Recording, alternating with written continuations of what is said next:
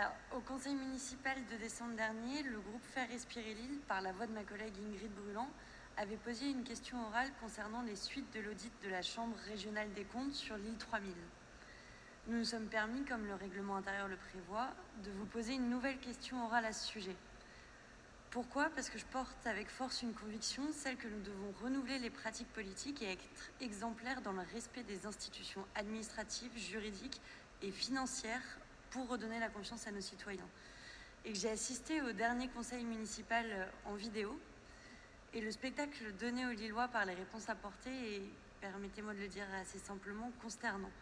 Teinté d'ironie, jonché de moqueries, rempli d'approximations qui ne font qu'éloigner les habitants de la chose publique. J'ai repris nos questions et les réponses qui ont été apportées. Et justement, je cherche encore pas mal de réponses. Donc je m'explique. À la question numéro 1, que sont devenues les sommes versées par les contribuables lillois au titre de l'année 2020 en l'absence d'événements ? Il a été répondu, la subvention à l'île 3000 est de 625 000 €, soit 600 000 € de moins que les éditions précédentes. Pourquoi ces 600 000 € en moins ? Parce que cet argent était dévolu d'une part au financement du programme de l'été pour un voyage-voyage pendant la crise sanitaire, et par ailleurs pour aborder aussi le fonds d'aide exceptionnel. Or, notre question ne portait non pas sur l'argent versé en moins en 2020, mais sur la somme des près de 2 millions restantes, alors qu'il n'y a pas eu de grands événements coûteux l'île 3000 en 2020, à part en effet les quelques animations estivales voyage-voyage l'été à Saint-Sauveur. Vous évoquez aussi les expos capitales du design, mais elles ont surtout été financées par les millions versés par l'AMEL. À la question numéro 2, que sont devenus les 5 millions € de trésorerie placés dans l'immobilier dénoncés par la Chambre régionale des comptes en 2019 ? La réponse a été « Il me semble qu'il y a une confusion entre les valeurs mobilières et le placement immobilier, et donc rappeler simplement que l'asso Lille 3000 n'est propriétaire d'aucun bien immobilier, mais que les valeurs mobilières de placement sont un outil financier à court terme et que les assos peuvent faire usage pour améliorer leur situation de trésorerie. Je vous rassure, on ne fait aucune confusion sur les valeurs mobilières de placement. Au regard du budget de 2022 de l'île 3000, où nous lisons une trésorerie encore proche des 4 millions €, je redemande donc de dire au conseil municipal combien de millions restent encore à ce jour placés en valeurs mobilières de placement, de nous préciser si ces placements sont responsables, dans quel fonds est placé cet argent, et pourquoi cette trésorerie n'est-elle pas plutôt réinjectée dans la vie quotidienne des associations que ma collègue Vanessa Duhamel a soutenue dans son intervention précédente et qui peinent à boucler leur fin de mois.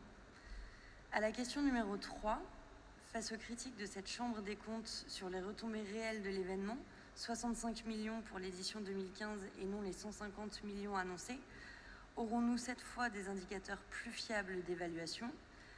Vous avez répondu « Une étude d'impact économique a été réalisée pour l'île 3000 pour Eldorado. Je vous invite à la regarder, elle est intéressante. C'est une étude réalisée pour le compte de l'Observatoire du tourisme de l'AMEL sur la dimension touristique des grands événements. Nous avons cherché cette étude sans succès, tellement elle doit être confidentielle. Sur le site de l'AMEL, on trouve beaucoup de choses, mais pas celle-ci. Rien dans tout cela ne répond à la question de la mise en place par l'île 3000 d'indicateurs fiables, comme l'augmentation de la fréquentation hôtelière, l'augmentation du CA des commerçants, etc. Et sur les 2 dernières questions, j'ai cherché, mais rien du tout. Tout simplement pas de réponse. Sur les règles de cumul de salaire pour Didier Fuselier, pour le lancement d'un audit général sur l'île 3000, aucune réponse, on évite.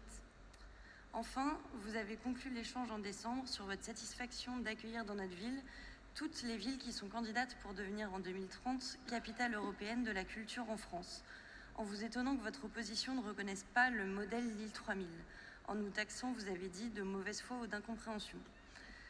Vous vous trompez, il n'y a à faire respirer l'île, pas de mauvaise foi et encore moins d'incompréhension. Nous sommes élus pour porter la voix des Lillois qui, pour une grande majorité, ne connaissent pas l'île 3000 et ne sont jamais allés dans les expos design ni à voyage-voyage. Nous sommes élus pour assurer que la dépense publique générée par les projets soit proportionnée aux retombées sur le territoire et bénéfique au tissu culturel local, ce que vous n'avez absolument pas prouvé dans vos interventions.